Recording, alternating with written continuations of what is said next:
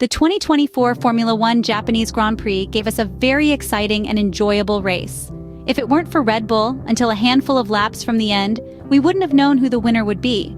Max Verstappen races in a league of his own at the 5.807-kilometer Suzuka International Racing Course, while Sergio Perez occasionally gets back into the fight with other drivers.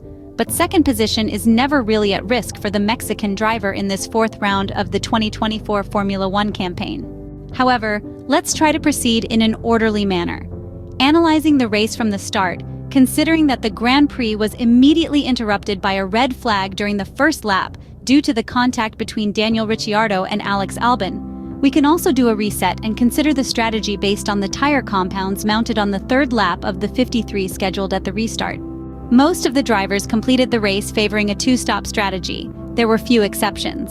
We are talking about Charles Leclerc, who made a brilliant recovery from 8th to 4th position by betting on a pit stop from medium to hard, a solution also chosen by Kevin Magnussen. And there were also those who instead made 3 stops, perhaps with the goal of collecting some additional data a bit on all compounds. Lance Stroll went on soft, medium, hard, soft, and Logan Sargent on hard, medium, soft. The drivers who made 2 stops are further divided into 4 groups. The choice of medium, hard, which is also the strategy mostly used in 2023, proved to be the fastest tactic and was completed by Max Verstappen, Sergio Perez, and Carlos Sainz, who ended up on the podium. Then there was the excellent medium, hard, medium, or even hard medium. Hard chosen by Lando Norris, George Russell, Oscar Piastri, Lewis Hamilton, Esteban Ocon, and Pierre Gasly. The soft medium, hard used by Fernando Alonso, who was forced into this tire strategy by the path chosen between Friday and Saturday. And finally, the soft hard that earned Yuki Tsunoda a point for his 10th place finish in front of his home fans. Nico Hülkenberg, who finished in P11, also opted for such a strategy, just like Valtteri Bottas. The Japanese Grand Prix also saw the retirements of Zhou Guanyu, Daniel Ricciardo, and Alex Albon. The race started with a single premise. Already on Saturday, with 30° C asphalt, a very high degradation was clearly observed, and with the 40° C on Sunday, things could only get worse. When Charles Leclerc was told over the radio that the window to switch to Plan B or C was open, it was clear. He would have to try to manage the medium tire as best as he could, stretch it out, and go for one stop. It seemed impossible, and yet not only was Charles Leclerc able to bring the car to the finish line, but by making good use of the medium's performance at a time when the others had gone to the box to mount the hard, he managed to overtake 4 cars by balancing the power of the overcut on the first pit and of the undercut on the second stop of the rivals. A masterstroke.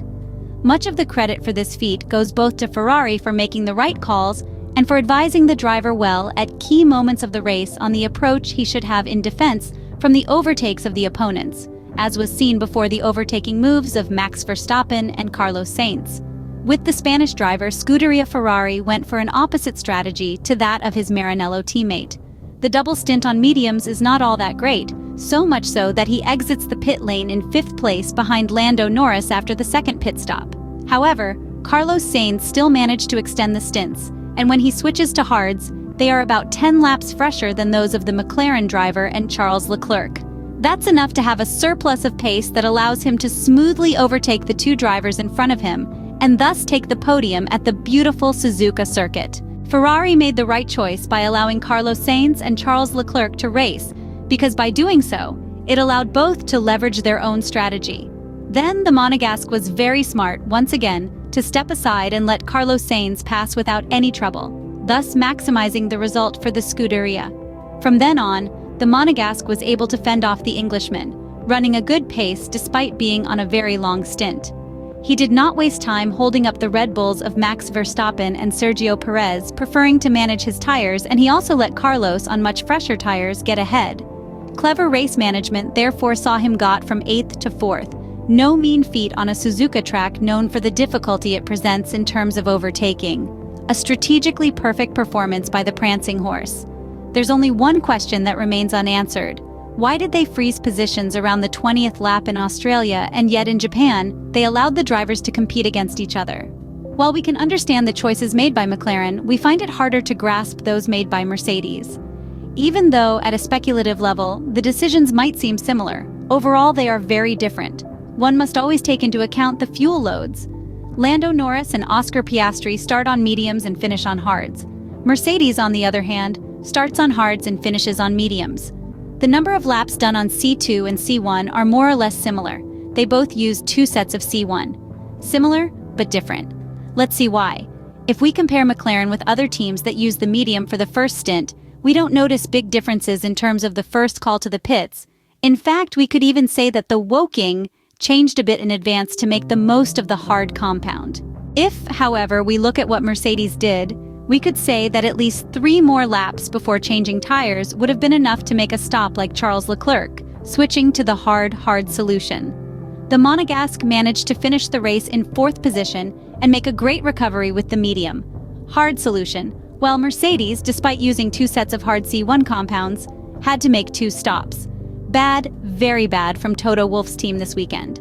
Mercedes is far behind its competitors in terms of understanding their own car.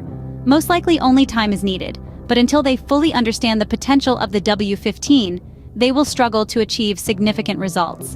In the end, let's focus on how Pirelli analyzed the Japanese Grand Prix from the tire management point of view. After the Suzuka, motorsport director Mario Isola made a statement saying they witnessed a race full of overtaking and strategic confrontations. He mentioned that all 3 selected tire compounds proved to be up to the challenge. Once again, it was evident that Red Bull and Max Verstappen have a considerable performance advantage, as they secured the highest possible result with relative ease. However, he noted that there was a fierce battle behind them. With track temperatures reaching 40 degrees C, thermal degradation was significant, and those who managed it best made substantial gains in positions. He specifically pointed to Charles Leclerc, who had an exceptional race from this perspective. A single pit stop allowed the Ferrari man to climb from 8th to 4th place. Mario Isola added that the undercut proved to be very effective, though it was also true that those who pitted too early found themselves at a disadvantage in the latter part of each stint. These variables led to performance differences that facilitated overtaking, much to the audience's benefit.